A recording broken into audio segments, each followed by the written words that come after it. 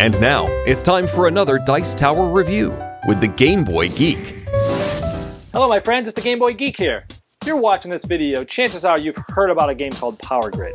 It really changed the dynamics of the gaming world that was designed by Friedman Freeze. Well, today, we're looking at sort of a spin-off type of game that's also designed by Friedman Freeze and published by Rio Grande Games, called Power Grid Factory Manager. It's for 2 to 5 players, and it plays in about an hour. And you're really trying to optimize your factory between production and storage and people and energy, and it's really about optimization, and it's very interesting, so let's check it out.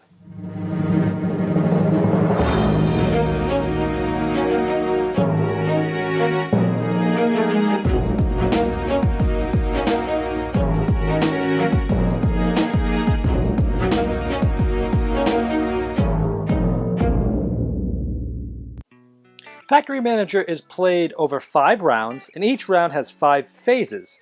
Let me tell you a little bit about how the game is set up, just to give you some background so you understand what's going on here.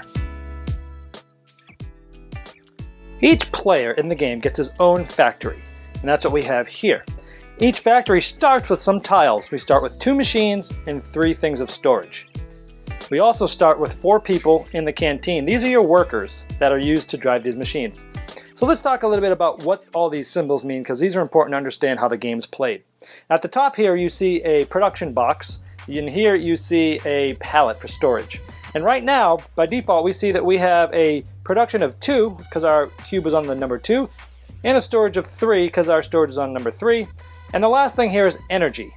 And you can see the energy sign here, and our energy by default is 4. This is the way that everybody's factory starts with every game. So let's talk about why these numbers are where they are. In my factory right now, I have 2 machines. And you can see that on each machine, we have a, I have a 1 for a production and a 1 for a production. And the green, anytime you see a green number there, or a green background, it means it's good, it's for us. Anytime you see red, it means it costs us. So with the first thing here, we have 1 and 1, so we have a level of 2 production, which is why, again, the box icon, we have a level of 2 production. Storage, down here on the bottom, we have 3 tiles, each of them having 1 ounce of storage. So that's a total of 3, which is why our storage is on 3 to start with. Energy, each of these machines costs 2 energy to run, as you can see the 2 next to the energy. So that's a total of 4, which is why our energy is at a level of 4. That's how everybody starts every game of Factory Manager.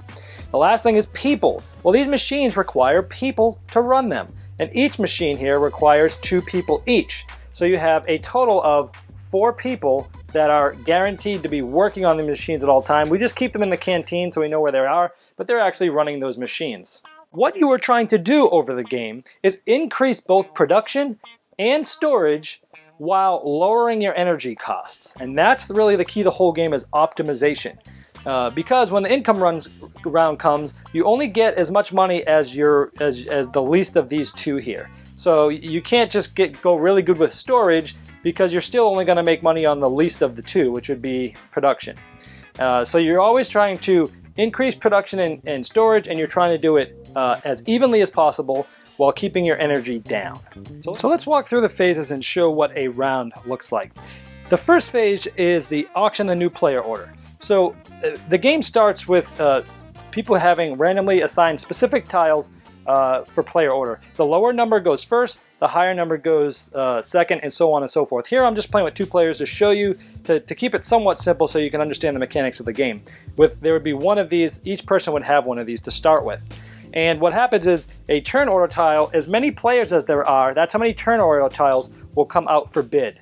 And it's going to be an auction. So here we have an 8 and a 1 that's come out for bid, and whoever was the worst or the highest number, which meant they were the last player order from the last round, gets first dibs to possibly bid on which one that he or she might want. So he is last, he's going to get first bid.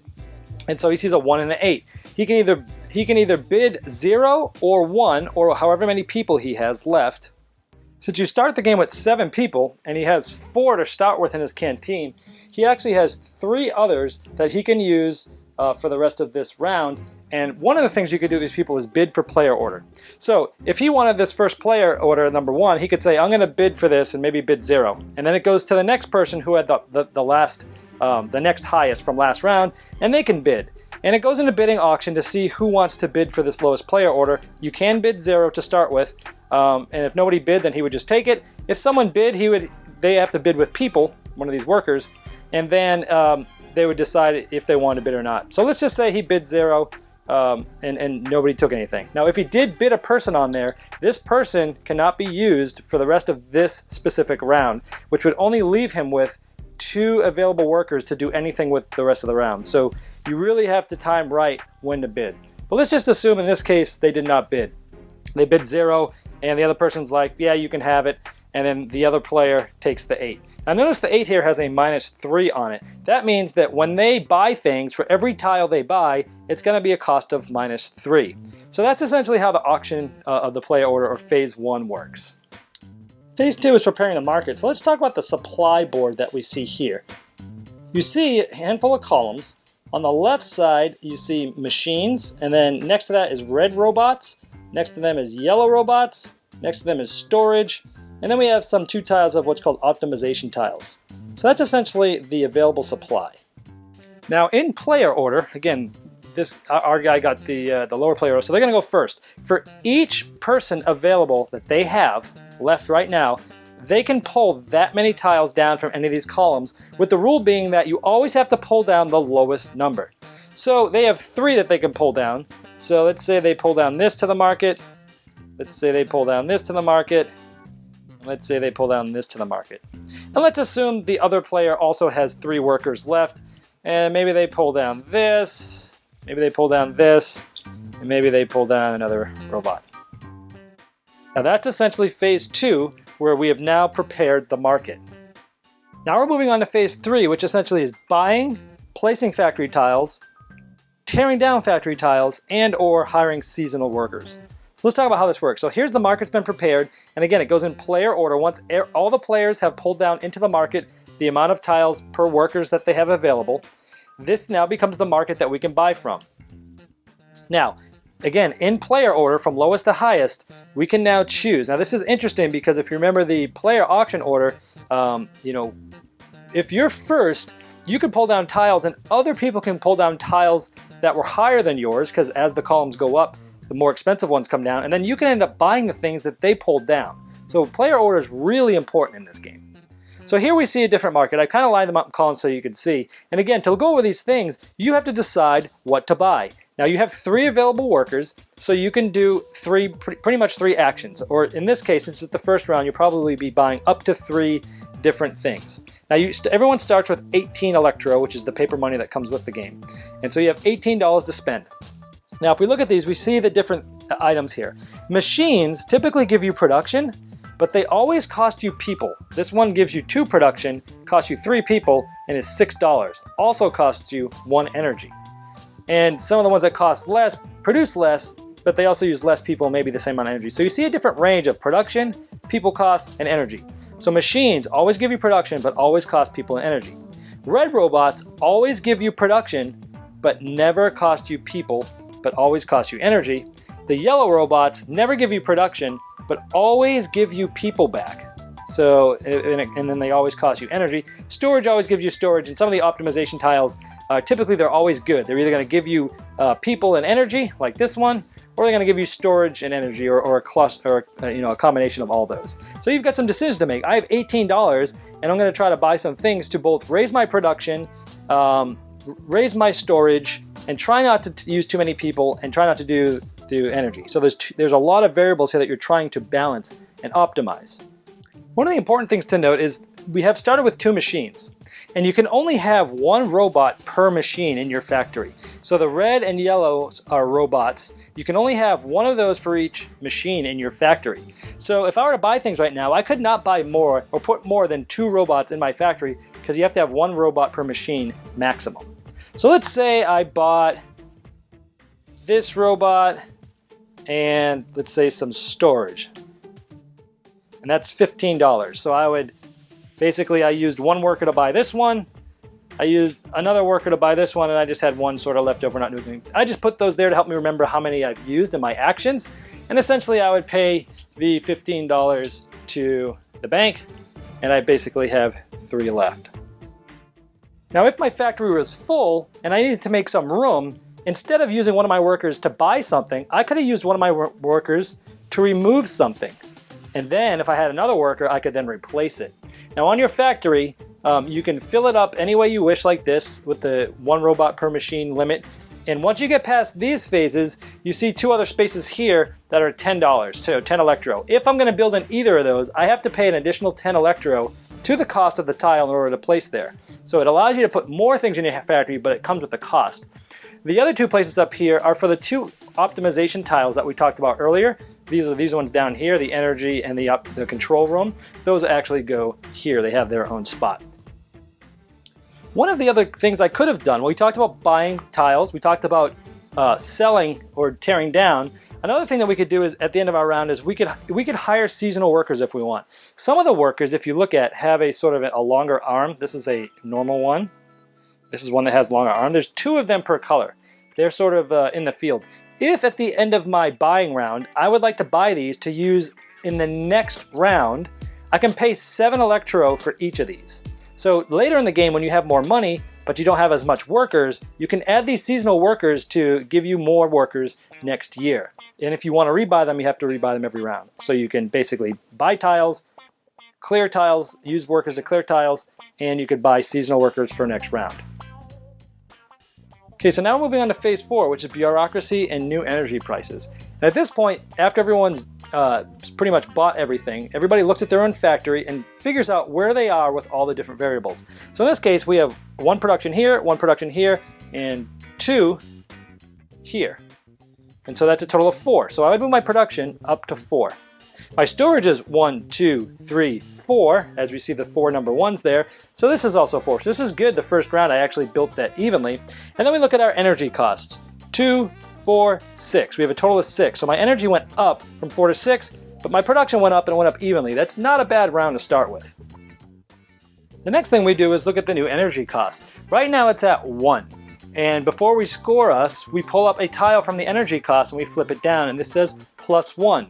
So this means that the energy is moving up 1. It can move up 0, 1, or 2 each round. So sometimes by the end of the game, this energy cost could get really high, or you might get lucky and have it maybe in the middle range. So right now we're still at an energy of 1. So let's see how this plays out. So now we're going to determine our income, and this is phase number 5. So what we do is we take the lower of these 2 numbers, and we look at the dollar range, or the electro number up here. They're both the same, so I'm going to get $40 minus my energy cost. And the energy cost is what number energy I'm at times the energy cost. Well, before we saw that the energy cost was still 1. Even though it moved up 1, it was still 1. So essentially it's 40 minus 6 times the energy cost. And energy cost was 1, so it's 6 times 1 is 6. So in this income phase, I get 40 minus 6. And that's how many dollars I would get. So I get basically $34 this round. Now if the energy cost, if the energy was at 2 up at the top from the marker from before, it would be 40 minus 6 times 2. So whatever the energy cost is, if it could go from 1 to 8 during the game, and if the energy cost goes up, if the energy was up to 2, it would be 40 minus 6 times 2, or 12. So then I'd only get $28. So that's pretty much how the energy costs can hurt you. Now we pretty much start all over again, where we would bid for player order, then we would prepare the market, pulling the tiles down, we would buy tiles, we would see where we're at, and then we do income. And you do this over and over and over 5 times, and then the game's over. Whoever has the most money at the end of the game wins. Alright, well there you have Factory Manager. Personally, I love this game. Although I am an engineer and I have pretty much ran and optimized factories for a job, that's probably why I love this. It's a very mathy game, a lot of thinking. It's very brain burner-ish, but for me, I love those types of games. So if you like to think a lot, if you're in the mood to think a lot, and you want to be challenged, and you want to always have this balancing act where you really want to do everything, but you really can't. You really have to decide which things to go for. Am I going to move my production way up on this turn and not do anything with storage, hoping that next turn then I'll get the storage to even it up to get my production and storage equal, but moved up over a couple period of turns? Or am I going to throw some robots in there to get some more people back so I can then have more to bid with or pull down more tiles and get the more expensive things on the next turn? Or do and you're constantly balancing people, production, storage, energy, and you're fighting amongst those things with other people. I think it's a greatly designed game. I loved it. I played it with 2. I actually liked it with 2. It wasn't as dynamic as with, say, 4, but it was quicker, and it gave me a very similar enough experience that I would probably play it with 2 a lot, actually. Now the bidding kind of gets a little weird with 2 because there's only 2 of you, and it's not as dynamic with the turn order, but it still gives you the same challenge, and you're still trying to optimize your factory. So I love the amount of decisions you can make. The tiles, everything in here is top-notch quality, as you'd expect from Rio Grande Games, and it's just really amazing how to optimize this. If you don't like math, if you don't like thinking a lot, this might not be the game for you. But if you do like any of those things, this is a slam dunk for me. That this is an absolute must if you like any of those types of mechanics. So check out Factory Manager. So much for watching the Dice Tower videos. Find more great videos and reviews as well as our top-rated audio podcast at Dicetower.com. You can also find other great shows at DicetowerNetwork.com. I'm Eric Summerer, and you've been watching The Dice Tower. The Dice Tower is sponsored by Cool Stuff Inc., where you can find great games for great prices. Cool stuff in stock. Check them out at CoolStuffInc.com.